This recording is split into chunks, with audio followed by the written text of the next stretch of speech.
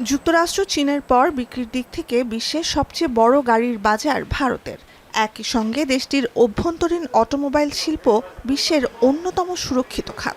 বহির্বিশ্ব থেকে গাড়ি আমদানি অনুৎসাহিত করতে ৭০ ও ১১০% শুল্ক আরোপ করে থাকে ভারত সরকার। সূত্রের বরাত দিয়ে বার্তা সংস্থা রয়টার্সের তথ্য, দীর্ঘদিনের অবস্থান থেকে সরে এবার ইউরোপীয় ইউনিয়নভুক্ত দেশগুলো থেকে গাড়ি আমদানির ক্ষেত্রে শুল্ক নীতিতে বড় পরিবর্তন আনছে নয়াদিল্লি। ১১০% থেকে কমিয়ে শুল্ক নামিয়ে আনা হতে পারে ৪০%। বলা হচ্ছে, ইইউর সাথে ভারতের মুক্ত বাণিজ্য চুক্তির বিষয়ে সমঝোতার ঘোষণা আসতে পারে মঙ্গলবারই। জানা গেছে, ২৭ সদস্য দেশের জোট ইইউ থেকে সীমিত সংখ্যক যানবাহন আমদানিতে তাৎক্ষণিক কর কমাতে সম্মত হয়েছে প্রধানমন্ত্রী নরেন্দ্র মোদীর সরকার। ১৫,০০০ ইউরোর বেশি মূল্যের আমদানিকৃত গাড়ির ওপর কার্যকর হবে নয়াদিল্লির নতুন শুল্ক নীতি।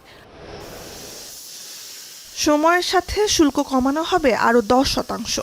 এতে ভারতীয় বাজারে সহজ প্রবেশাধিকার পাবে ভক্সওয়াগন, মার্সিডিজ বেঞ্জ, রেনল্ট, বিএমডব্লিউর মতো ইউরোপের বিলাসবহুল অটোমোবাইল নির্মাতা প্রতিষ্ঠানগুলো। তবে অভ্যন্তরীণ বাজারে আধিপত্য করা মাহিন্দ্রা অ্যান্ড মাহিন্দ্রা ও টাটা মোটরসের বিনিয়োগ সুরক্ষিত রাখতে প্রথম ৫ বছর আমদানি শুল্ক হ্রাসের আওতাভুক্ত হবে না ব্যাটারি চালিত বৈদ্যুতিক গাড়ি।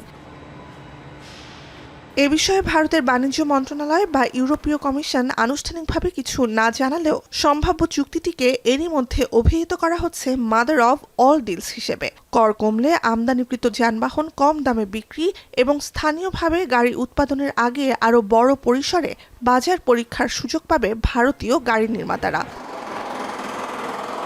ভারতে বর্তমান গাড়ির বাজার বার্ষিক ৪৪ লাখ ইউনিটের, যার ২/৩ যৌথভাবে অভ্যন্তরীণ ব্র্যান্ড মাহিন্দ্রা অ্যান্ড মাহিন্দ্রা ও টাটা মোটরসের দখলে। এরপরই আধিপত্য জাপানের সুজুকি মোটরসের। ৪%-এরও কম অংশে নিয়ন্ত্রণ ইউরোপীয় গাড়ি নির্মাতাদের।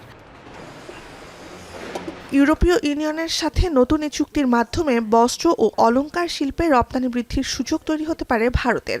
গেল বছর অগস্টে যুক্তরাষ্ট্রের ৫০% শুল্ক আরোপের ক্ষত বহন করছে ভারতের এই দুটি খাতই। নুজহাত কামাল, এখন বিশ্ব। ৭২ ঘন্টা ময়েশ্চার লক সমৃদ্ধ লিলি বডি ওয়াশ। শিয়া বাটারের গুডনেস স্কিন রিপেয়ার করে রাখে সফট ও গ্লোয়িং।